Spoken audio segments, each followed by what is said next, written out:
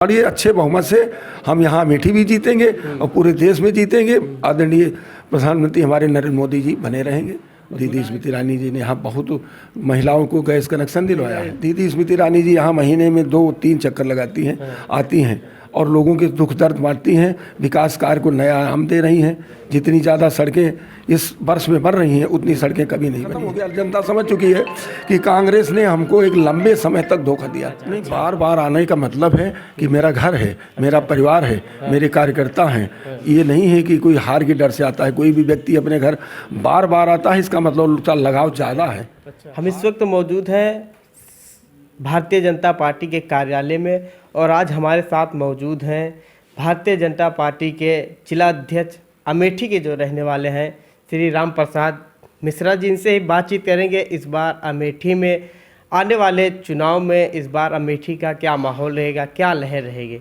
इन सब पर बात करने के लिए हमारे साथ खुसूसी मेहमान हैं अमेठी जिला अध्यक्ष राम प्रसाद जी। इनसे ही बातचीत करेंगे। जी, सबसे पहले नया सवेरा में आपका बहुत बहुत स्वागत है। धन्यवाद जी।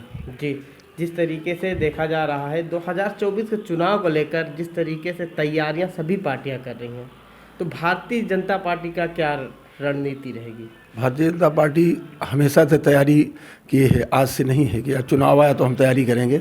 हमारे पास तो हमेशा तैयारी रहती है। हमारे कार्यकर्ता हैं और हमारे माननीय सांसद जो दीदी स्मृति ईरानी जी हैं, उनके द्वारा जो विकास कार्य कराए जा रहे हैं, माननीय प्रधानमंत्री जी के द्वारा, पूज्य योगी जी के द्वारा जो भी विकास के कार्य कराए जा रहे हैं, वो बहुत ज़्यादा संख्या में हो रहे हैं विकास। पहले कोई विकास यहाँ नहीं होता था। कहने के लिए परिवारवाद की राजनीति यहाँ चलती थी। बड़े लोग आते थे और अपनी राजनीति करके चले जाते थे। और आज देखिए, चाहे बिजली का देख लीजिए या उज्ज्वला गैस कनेक्शन देख लीजिए, किसान सम्मान निधि की 2-2 हज़ार की 3-3 किस्तें किसानों को मिल रही हैं। गैस सिलेंडर देख लीजिए, जहाँ महिलाओं की आँख में धुआं लगता था, उनकी आँखें समय से पहले ही नष्ट हो जाती थी। दीदी स्मृति ईरानी जी ने यहाँ बहुत महिलाओं को गैस कनेक्शन दिलवाया है। अच्छा, तो क्या लगता है जिस तरीके से देखा जा रहा है कि माननीय सांसद स्मृति ईरानी जी अमेठी में लगातार आ रही हैं, एक्टिव नज़र आ रही हैं, तो क्या लगता है उनका हार का डर सता रहा है या ज़मीनी स्तर पर लोगों से जुड़ना चाहती हैं? नहीं, बार बार आने का मतलब है कि मेरा घर है, मेरा परिवार है, मेरे कार्यकर्ता हैं। ये नहीं है कि कोई हार के डर से आता है। कोई भी व्यक्ति अपने घर बार बार आता है, इसका मतलब उसका लगाव ज़्यादा है। अच्छा। हार के डर से तो वो हैं जो दूर बैठे हैं कहीं। हाँ, वो किसके भरोसे लड़ेगी? यहाँ तो कोई लड़ने वाला नहीं। दीदी स्मृति ईरानी जी अकेले चुनाव लड़ रही हैं। यहाँ कोई चुनाव सामने नहीं दिख रहा है कि कोई लड़ेगा। विपक्ष में यानी कि राहुल गांधी चुनाव नहीं लड़ेंगे। राहुल गांधी क्या है? राहुल गांधी तो पहले ही 2019 के वाले चुनाव में ही वो यहाँ से वायनाड चले गए थे और आज तक नहीं आए। दीदी स्मृति ईरानी जी यहाँ महीने में 2-3 चक्कर लगाती हैं, आती हैं और लोगों के दुख दर्द बांटती हैं, विकास कार्य को नया आयाम दे रही हैं। जितनी ज़्यादा सड़कें इस वर्ष में बन रही हैं उतनी सड़कें कभी नहीं बनी हैं। लेकिन एक आरोप लगाते हैं, कांग्रेस पार्टी की तरफ से आरोप लगाते हैं कि स्मृति ईरानी अब तक के 4.5 साल का कार्यकाल निकल गया है, उन्होंने अमेठी को बेच दिया, लूट लिया। यहाँ पे जितने भी कंपनियाँ आई हैं उसको लूटा है। ये आपका विकास, अरे ये आपका मुद्दा बहुत गलत है। ये मेरी समझ से परे है। ये हमारा मुद्दा नहीं है, जहाँ तक जनता कहती है या कांग्रेस पार्टी के कार्यकर्ता। कांग्रेस के लूटा उन्होंने, 70 सालों तक सरकार चलाया और सरकार नहीं चलाया बल्कि भारत देश में शासन किया। सही आज़ादी 15 अगस्त 1947 को जो आई, वो ऑल इंडिया कांग्रेस कमेटी के नाम ईस्ट इंडिया कंपनी ने दाखिल कर दी आज़ादी। भारत में आज़ादी का विषय वही था खाली कि ईस्ट इंडिया कंपनी के नाम से भारत खारिज होकर और ऑल इंडिया कांग्रेस कमेटी के नाम दाखिल हो गया। भारत की आज़ादी उसी थी। अब सही माने में लोकतंत्र आ रहा है कि गरीबों के घर में सीधे उनके खाते में पैसा जा रहा है। जो भी सुविधाएं मिल रही हैं वो उनको सीधे मिल रही हैं। प्रधानमंत्री आवास योजना है, उसका सारा पैसा ग्रामीण क्षेत्रों में 1,30,000 से ऊपर है, मजदूरी लेके लगभग 1,40,000 ऊपर है। और शहरी क्षेत्रों में 2.5 लाख रुपए हैं, वो 2.5 लाख रुपए सीधे उनके खाते में जा रहा है। अच्छा, ऐसा नहीं कि आपका लूट तो पहले हुई थी। अच्छा। जहाँ जिन लोगों ने किया था, हाँ, कहना नहीं चाहिए कि जिनके नाम से आवास थे उसको बनवाने में लोग शर्म करते। पीछे इंदिरा जी थी, इंदिरा जी के नाम से इंदिरा आवास बनता था। अच्छा। आप भी गांव से जुड़े होंगे, देखे होंगे कि लोग उसको आवास लेना नहीं चाहते थे। इतनी कम धनराशि का था कि उसमें कोई बसर नहीं हो सकती थी। आवाज़ हमारा सम्मान के साथ जो आवाज़ है।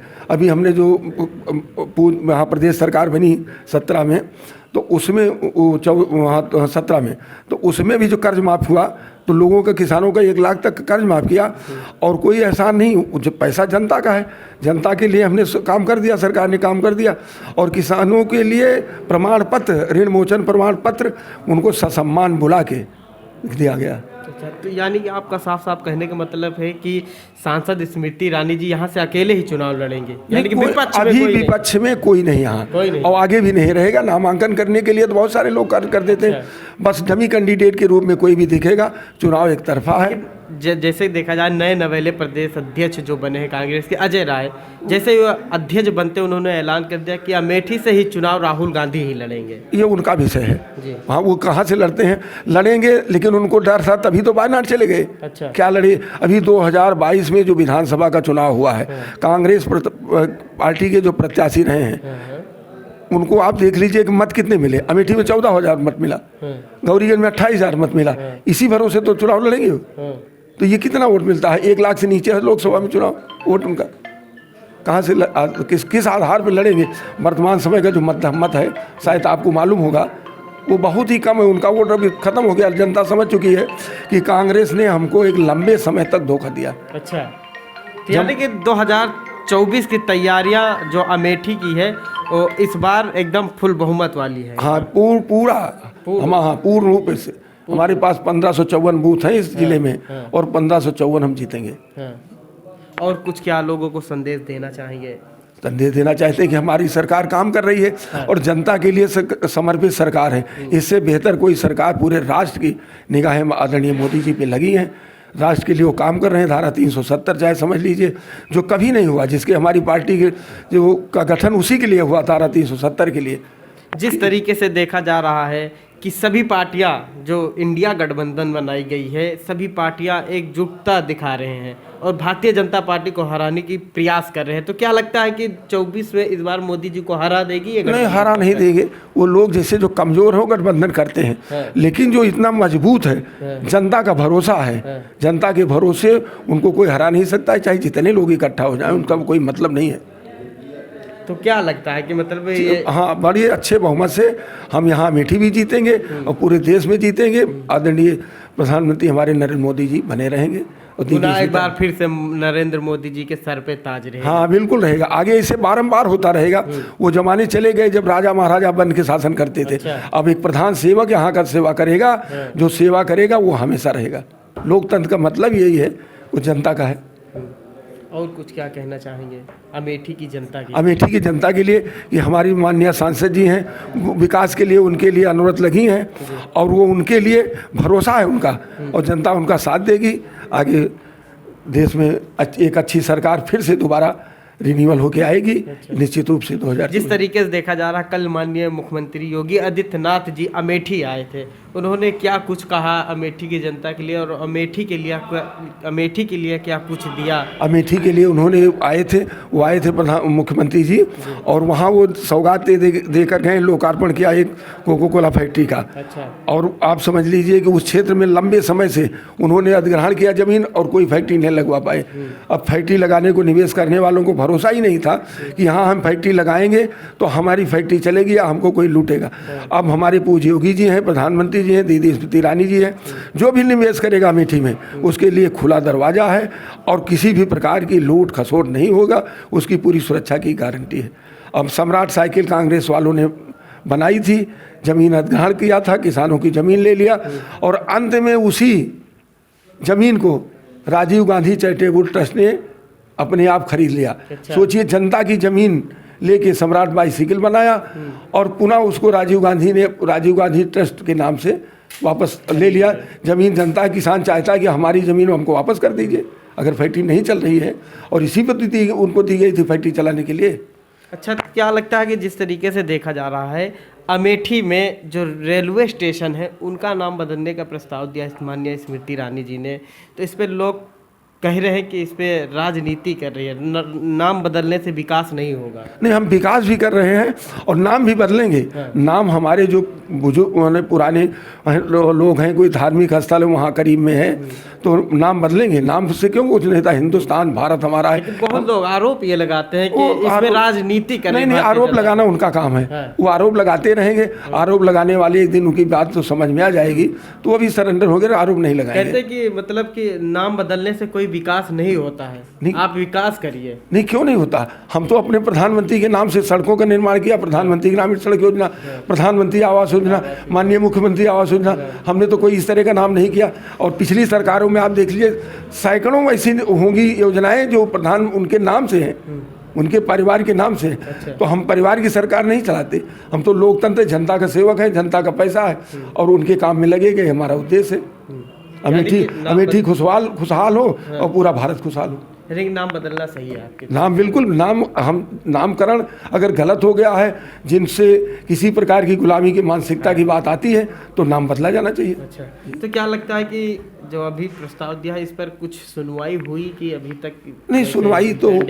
सुनवाई तो सरकार को करनी है, तुरंत में कोई सुनवाई नहीं होती, लेकिन सुनवाई होगी। बहुत सारे स्टेशनों के नाम बदले गए हैं और स्टेशन के नाम ही नहीं बदल रहे हैं, वहाँ काम भी कर रहे हैं। अच्छा। आप गौरीगंज देख लीजिए, पुराना स्टेशन देख लीजिए, किसी जमाने का जो पुराना स्टेशन था और आज वो किस तरह का स्टेशन हुआ है।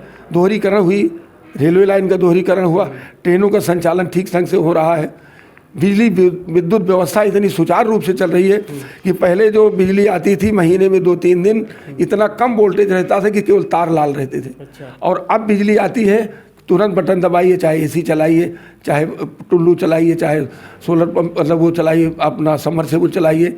किसानों के लिए सारी सुविधाएं हैं। बिजली में पहले इन लोगों के ज़माने में, पुरानी सरकारों के ज़माने में जो बिजली का ट्रांसफार्मर जल जाता था गांव में, तो महीनों नहीं बदला जाता था। अच्छा। गांव भर में उसका चंदा लगता था, लोग पैसा वसूलते थे, उसके बाद लाके अपने साधन से ट्रांसफार्मर यहाँ जमा करते थे, 1 आध महीने पर ट्रांसफर लगता था। अब सरकार ने ऐसी व्यवस्था बना दी है कि ट्रांसफार्मर विभाग स्वयं 24 घंटे में बदल देगा। अच्छा, ये कितनी बड़ी सुविधा है जनता के लिए। यानी कि पूर्ण तरीके से हाँ, पूरा एकदम 4.5 साल हाँ, में स्मृति ईरानी ने जितना काम किया उन्होंने 70 सालों में, हाँ, कोई नहीं कर सकता, 70 सालों में बिल्कुल नहीं कर सकता था। आप 70 साल क्या, उसके पहले भी अगर होते तो आज तक न होता। धारा 370 हटती है? नहीं हटती। भगवान राम का मंदिर बनता नहीं बनता। ये सारे राष्ट्रीय मुद्दे भी हैं जो हमारी आस्था से जुड़े थे, वो भी काम हमारे हो रहे हैं और क्षेत्र का विकास भी हो रहा है।